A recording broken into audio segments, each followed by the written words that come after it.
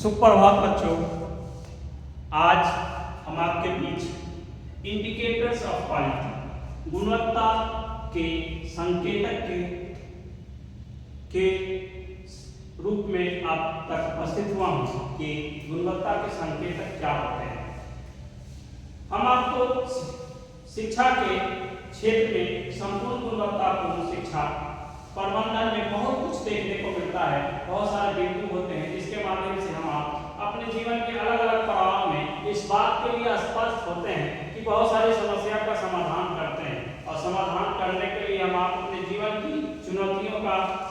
आदान प्रदान उस समय कर पाते हैं जब जीवन से संबंधित बहुत सारे मुद्दे और चुनौतियां हम आपके मन मस्तिष्क में हुआ करते हैं, और हम आपके जीवन के अंदर बहुत सारे गुणवत्ता के संकेत उसी समय देखने को मिलते हैं जब हम आपके जीवन के अंदर बहुत सारी समस्याएं होती हैं, और उसके समाधान के संदर्भ में हम स्पष्ट रूप में जब गुणवत्ता देखते हैं। गुणवत्ता का जो रूप होता है एक ऐसा माध्यम होता है जो प्रबंधन के माध्यम से आता है, एक व्यवहारिक गुण होता है जो मानव के व्यवहार में आता है। मानव की स्थिति और परिस्थिति के चेंज होने के साथ साथ, बदलने के साथ साथ मानव के अंदर शिक्षा के क्षेत्र में गुणवत्तापूर्ण शिक्षा उसी समय आती है जब संपूर्ण गुणवत्ता एक व्यक्ति के अंदर प्रबंधन के रूप में प्रमुख रूप में होती है, और अलग अलग संकेतों के माध्यम से आती है, और अलग अलग संकेतों के माध्यम से उसी समय आती है जब उसको उसके संदर्भ में गुणवत्ता के क्षेत्र में एक सांकेतिक रूप देखने को मिलते हैं। और सांकेतिक रूप उसी समय देखने को मिलेंगे जब हम किसी भी सिलेबस, किसी भी पाठ्यक्रम से संबंधित होकर के हम किसी क्षेत्र में काम करते हैं, और जब किसी क्षेत्र में काम करते हैं तो सबसे पहले जो हम आपकी जरूरत होती है तो उसके संदर्भ में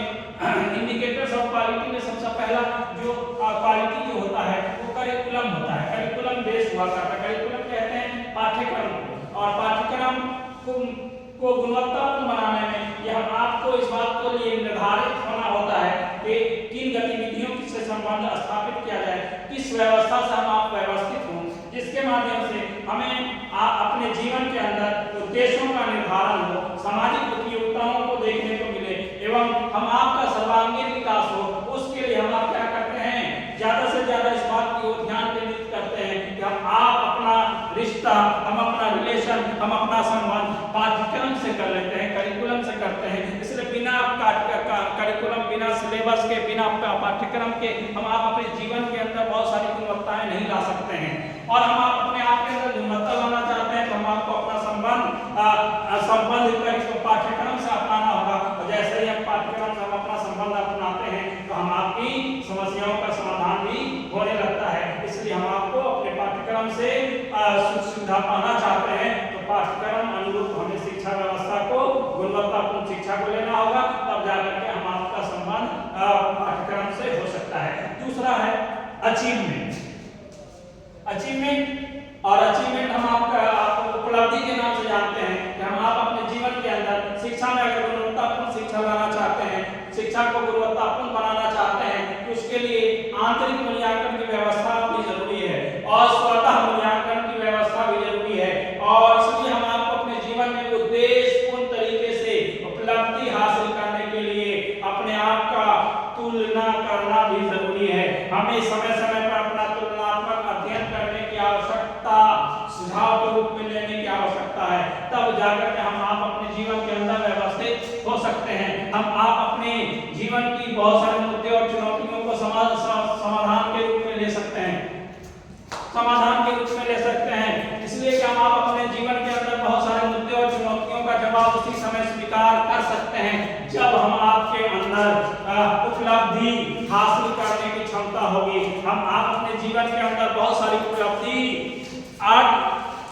उपलब्धि ले सकते हैं जब हम आपके अंदर उपलब्धि लेने की क्षमता होगी। हम आप पठन पाठन से संबंधित होंगे, हम आपकी समस्या हमारे लिए समाधान के रूप में होगी, और कोई भी उपलब्धि हम आपके लिए हमारे सरल अभिव्यक्ति पर आधारित हो सकती है, हमारे व्यवहार पर आधारित हो सकती है, और हमारा व्यवहार हमारी सरल अभिव्यक्ति की ओर ध्यान केंद्रित उस समय करवाती है जब हम आप उपलब्धि के लिए प्रयासरत रहते हैं। हम आप जितना अर्जन करना चाहते हैं उतना प्रयास करते हैं, और हमारी क्षमता जितनी होती है उस क्षमता पर अगर हम आप प्रयास करते चले जाते हैं तो हम आपकी समस्या का समाधान भी होता चला जाता है, और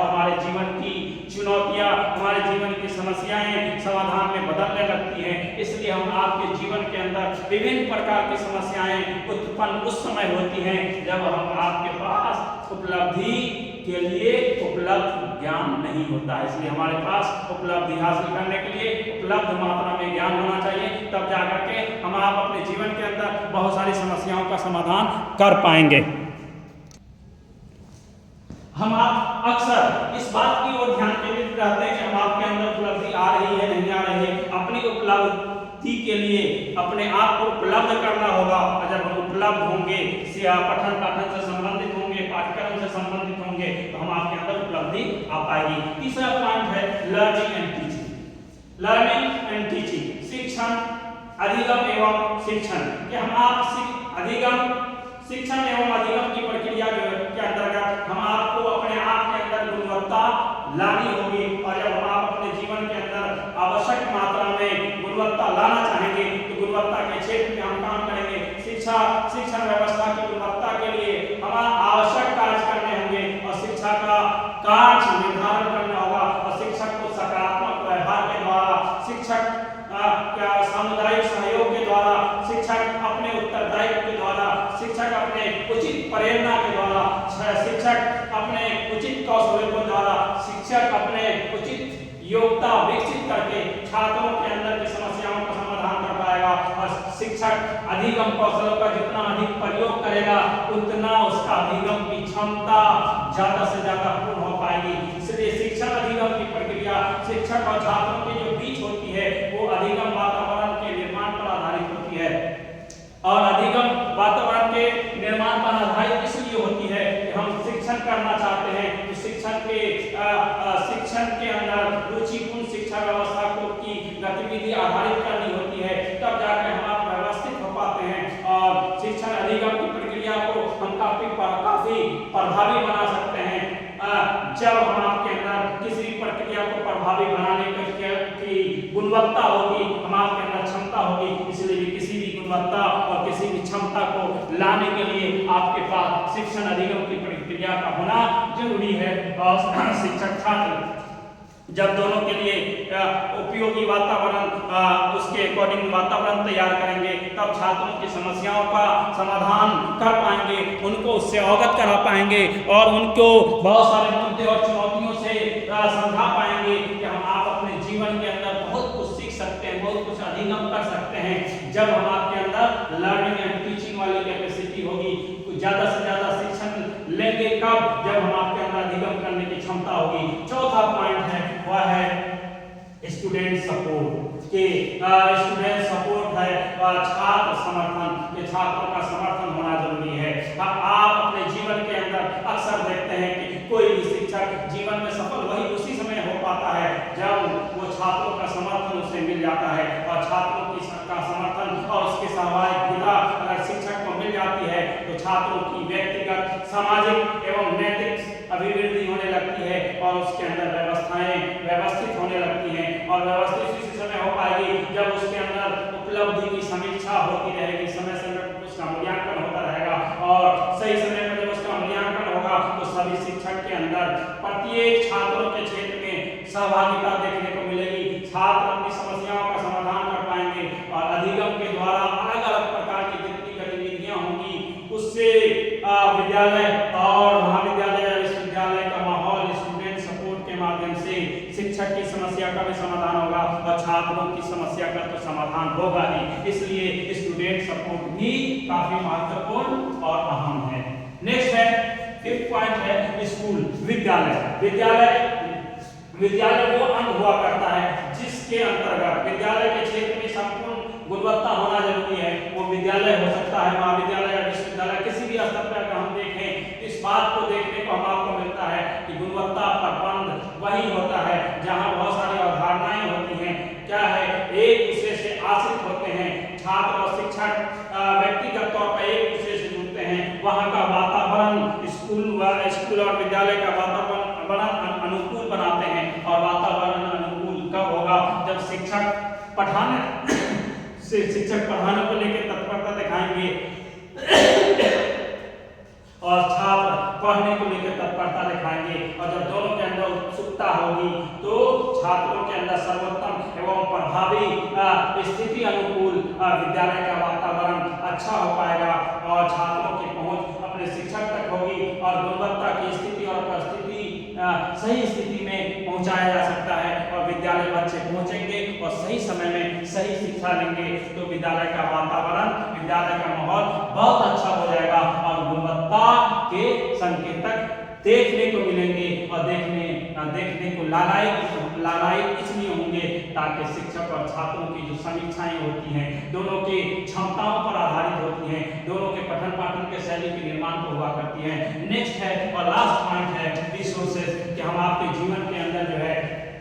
संसाधन का बहुत बड़ा मोल है, संसाधन होना चाहिए, संसाधन के उपयोग से हम गुणवत्तापूर्ण शिक्षा दे सकते हैं। अगर हम आप अपने जीवन में सर्वाधिक आवश्यक बनना चाहते हैं तो शिक्षकों की आवश्यक योग्यता लाना चाहते हैं, हम अपने आप के अंदर वहाँ के वातावरण के अनुकूल बनाना चाहते हैं तो वहाँ के सारे कर्मचारियों को रिसोर्सेज से लैस होना होगा, संसाधन के अनुकूल चलना होगा। अगर हम किसी छात्रों के अंदर योग्यता लाना चाहते हैं, विद्यालय प्रधान अध्यापक की योग्यता देखना चाहते हैं या किसी भी सामग्री का निर्माण करना चाहते हैं या किसी भी लैब या किसी भी चीज का अगर विद्यालय के अंदर प्रबंधन का यूज करना चाहते हैं, उसके संसाधन का उपयोग करना चाहते हैं तो उसके माध्यम से हमें चाहिए भौतिक संसाधनों का सर्वोत्तम उपयोग उसी समय कर सकते हैं जब हमारे पास प्रभावी एवं उचित मात्रा में उसको यूज करने का, उस संसाधन को प्रयोग करने की गुणवत्ता हमारे पास पहले से अवेलेबल होगी। और जब तक हमारे पास संसाधन के क्षेत्र में बहुत सारे निर्णायक के रूप में समन्वय नहीं होगा तब तक हम आप निर्णय नहीं ले पाएंगे। इसलिए शिक्षा के क्षेत्र में संपूर्ण गुणवत्ता देखना चाहते हैं, हम आपको प्रबंधन करना होगा, अरेंजमेंट करना होगा और प्रबंधन अरेंजमेंट उसी समय हो पाएगा जब हम आपके पास रिसोर्सेज होंगे और संसाधन होंगे। विद्यालय का, महाविद्यालय का, विश्वविद्यालय का जितना संसाधन है उचित संसाधन का प्रयोग करके हम छात्रों के अंदर गुणवत्ता ला सकते हैं और उचित संकेतक देख सकते हैं। इसके माध्यम से छात्रों के अंदर गुणवत्ता पूर्ण हो सकती है। आप लोगों से रिक्वेस्ट करते हैं कि आप लोग हमारे वीडियो को सब्सक्राइब करें और वीडियो को आगे तक फॉरवर्ड करें ताकि लोग आगे भी लोग हमारी बातों को समझें और जो भी समस्याएं वो हम तक पहुंचाएं। धन्यवाद, आभार।